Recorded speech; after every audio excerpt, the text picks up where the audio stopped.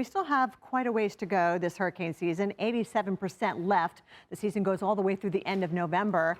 So for families trying to get in some last minute vacation time, maybe heading out to the Caribbean, you definitely need to be monitoring this next potential tropical cyclone targeting spots like St. Thomas, where, both the U.S. Virgin Islands and Puerto Rico are now under a tropical storm warning. That came with the newest update from the Hurricane Center we just got moments ago. Also, we're looking at our, season getting well underway here. We've had 4 named storms so far. We just got done with Debbie. Ernesto is the next name on the list. We've had a couple of hurricanes. One of them was major. Remember Beryl, that moved through Texas and then worked its way all the way into the Northeast, even causing flooding there. So let's take a look at the closest, the newest advisory from the Hurricane Center, 35-mile-per-hour wind. So it did increase a little bit in terms of wind speed. It's still moving at a fairly fast clip to the west at 26 miles an hour. That's pretty fast for a tropical system, so it really hasn't been able to really get its act together quite yet.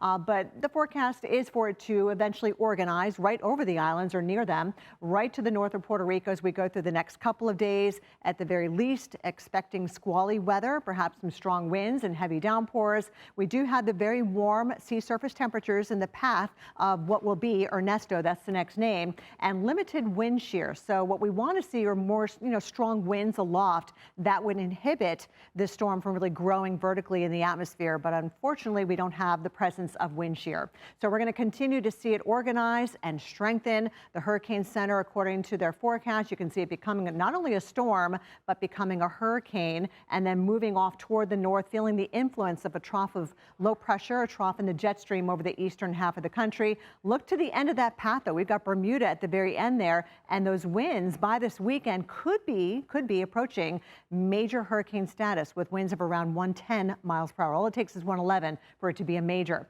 This is the update from the Hurricane Center. You now see where we do have the red on the map surrounding Puerto Rico, Vieques, all the way into the Virgin Islands as well. Tropical storm warnings in effect there, as well as the Leeward Islands. So unfortunately, this system is going to be really strengthening given the fact that we've got all those ingredients going for it. Here it comes. There's a European showing it, moving towards Puerto Rico and Vieques by the time we get towards tomorrow. And then Wednesday, taking that sharp turn to the north, feeling that influence of that trough over the eastern U.S. and then moving it very close to Bermuda by the end of the week. So interest in Bermuda, definitely need to keep a close eye on this thing. But in the near term, you've got San Juan, Puerto Rico, certainly looking at the impacts with the heavy rain and even the windy conditions over the next few days.